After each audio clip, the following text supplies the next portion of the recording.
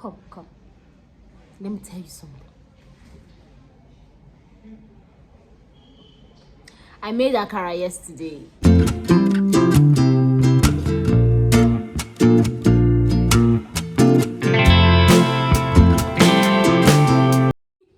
Yes, I made akara yesterday and it taught me a whole lot.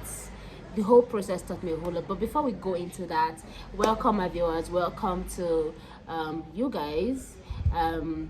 If you're new here, I'm Cynthia Ori. I'm a doctor, I'm an entrepreneur, and a beauty consultant. So hit me up for whatever questions you have, or whatever inquiries you have. I am here for you. All right, so digging into the main information on the main gist for the day.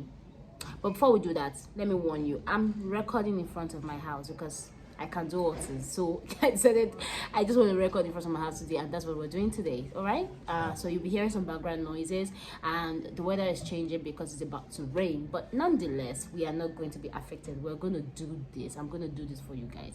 Okay, I'm going to give you the preamble of this whole gist so you understand what and why I'm talking about this whole akara making process.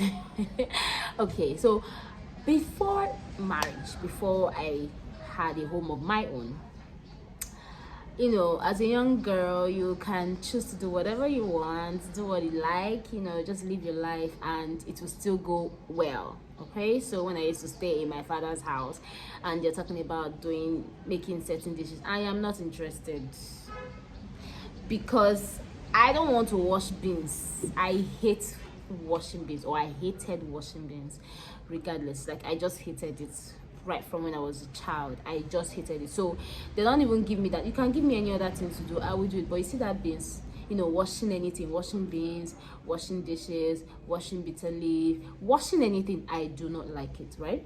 So, but you know, when your life changes, you know you need to do the needful, right? And I want my family to have a balanced diet, so definitely I'm going to go through the hurdles of, you know, preparing these things, because before I'd rather just go and buy, you know, so things, roadside food like akara. Okay, I can just, I mean, people make akara and it's like a thing itself. Weekends like a thing for some people, you know. Everybody just go and queue at the woman at the spot where the akara woman is making the akara, you get. But I just decided I want to do it myself, you know. Let me do it myself. And this was before the cholera outbreak, mind you. This was before the cholera outbreak. So I decided, okay, I had to conquer this whole thing of washing beans. So I decided to watch different methods, and there was a particular video here on YouTube. I've forgotten the handle of the woman that did that video, but she gave 6 methods. So if you just type in how to wash beans, 6 methods, that's the video I'm talking about, right? So she gave her 6 methods, and I just picked the one that I felt was convenient for me to try, and I did that. And I decided, okay, I did a whole lot. I think I did almost 8 big cups. So I did 8 cups, and then I decided, okay, let me partition it, use some for moimoi, that's bean cake, bean pudding, and then use some for akara, which is bean cake, right? But I did not want to use the one for akara immediately, because how many people am I making for? Who is going to eat it? So I decided, okay, why not dry it and make it bean flour instead? And then I did that, and I overcame all of that. I was like, oh wow, what was I so worried, right? Why was I so stressed about washing beans in the first place? So that taught me that your old fears might not necessarily stand for you now.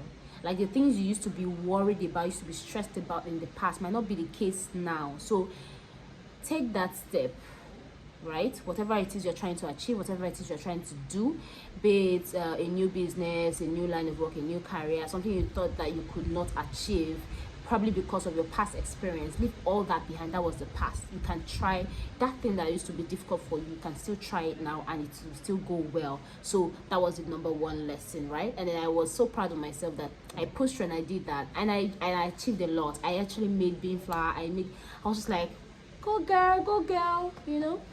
So that being said, this thing, I did it since 2 weeks ago or thereabouts, and I finally decided, okay, I want to use my bean flour to make bean cake.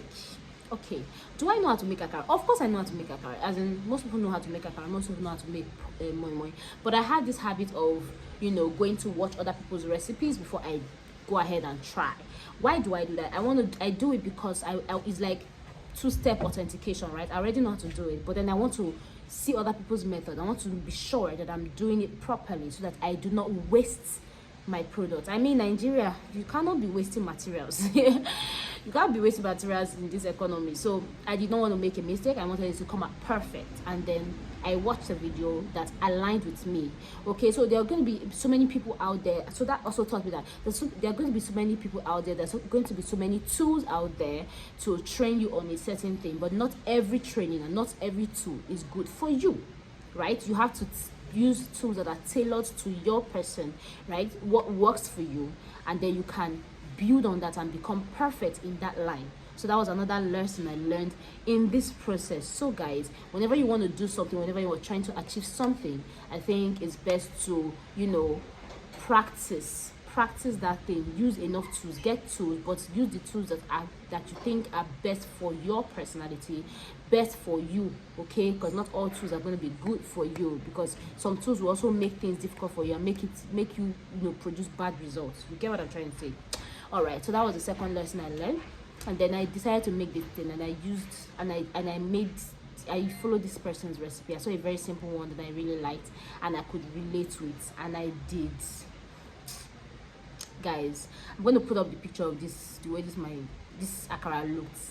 I loved the outcome. Like, I got it to a T. Mind you, I've tried making akara in the past too.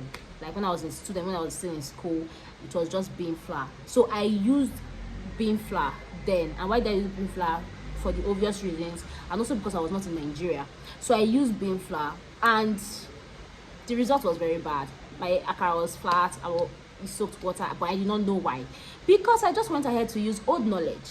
But this time around, when I was making it, because I had learned over the years to make my researches before I go into venture into certain things, I did my research and I got perfect results. Like perfect, like it tasted so good. And even my husband was like, this tastes so good. You get? So it tasted so nice. And mind you, I used minimal salt, but yet it tasted as though, I mean, I can't even explain it. I can't explain it. All right, but what am I talking to you guys about? I'm telling you, I just want to tell you like part of the things I learned, right? In that moment when I tasted the akara, it dawned on me that, you know, this do it yourself, because I never really understood why people want to go through this stress, you know, of doing certain things themselves from scratch. Now I now finally understood why. Right, I finally understood why. So the two disadvantages I pick from doing certain things, especially when it comes to food yourself, right, is just the fact that okay, what are the two disadvantages? I knew the disadvantages I wanted to tell you guys before. What is it though? Okay, the stress in the making everything. Yeah, it's just the stress, the physical stress it will just give you. I think that's the only thing actually that I can pick, just the stress, the physical stress. But then there's more advantages than disadvantages. So what are the advantages? Number one, you are able to use the quantity that you have available to you. You understand? You don't have to break a bank. Like, you just do what you think is, you know, you can manage, okay, based on your funds, based on the resources. So you can tailor the resources that you have to get the result that you want, right? That's the first advantage. The second advantage would be that when it comes to like in marketing, production, or in production of anything at all, quality assurance, you're able to you can stand for the quality of the good that you're making, right? You know the quality of that food, that item, or that product, or whatever it is that you are trying to produce. You know the quality. You can assess the quality. When you go to buy it from somewhere, you don't know what exactly has been used for you, right? You don't know the exact, you don't know the details of everything that went on in the production of that thing, in the hygiene part of it. You don't know, especially this period where there's an outbreak of cholera in Lagos, and then we don't know where we start having cases here in Benin. You understand? So these are part of the ways that you can make sure that you're eating healthy and you're eating safely. You don't also know the kind of oil that was used to fry that. And then it's outdoor. You understand what I'm trying to say? And then it's outdoor, it's really, really exposed. And then the other people that come to also buy, they're also standing there. You don't even see, I can't even begin to imagine. You know those videos that go viral, all those, you know, those are our people in that part of the world. Hey, all those are videos that go viral. In their of that those videos concerning meal preparations. You understand what you know where I'm going to? Just try to picture it for us here. So you're boycotting all of that because now you are making them yourself, you're preparing yourself, and you can be sure of the hygiene or the hygienic practices that you put into the production. Now the last thing I'm going to say is the taste. You get the taste of that thing that you're trying to make. You know exactly what you put, you know the spices, the seasoning, you know everything. In fact, you want to even remix and change the recipe, it's all up to you. You get, so those are the advantages of trying to do things yourself. And if you can apply this not just to the meal, your meal preparation, but apply it to every other thing in your life, like things that you can do by yourself, and then it saves you money, because the price that you use in probably buying and the quantity that you're going to buy, you making it yourself, you can get way more than that. That's another advantage. 4, I give you guys 4. You get, so there are more things. So it depends. It's also, this can also apply to every part of your life. Things that you can do by yourself, things that you can overcome by yourself, try to do them, because you will gain more. Okay, you will gain more. It's just that the only thing sometimes is it might not come out the way you want it to, but then with practice over time, it's a long-term goal sometimes. So with practice over time, you become a master in that craft, you become better in that craft. Okay, so those are the things I learned, and you know, the Holy Spirit taught me in this process that looks like just a small thing, but then the Holy Spirit never ceases to find means in teaching me something, and of course I'm going to come and share it to my wonderful tribe. So I decided to share that with you guys, and I hope that you enjoyed this video and that you took 1 or 2 from what I've said. And I would just advise, if you can pick this new month of July that we're entering now, just pick that one project, just pick that one thing, right, that you probably had, you know, fear of stepping into, right, or trying, probably because of your past experience.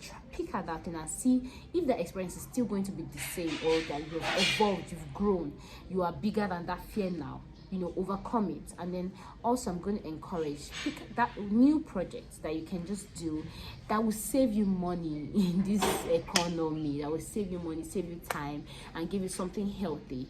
All right, so thank you guys for always tuning in. I remain your Miss Random Ori. Stay blessed.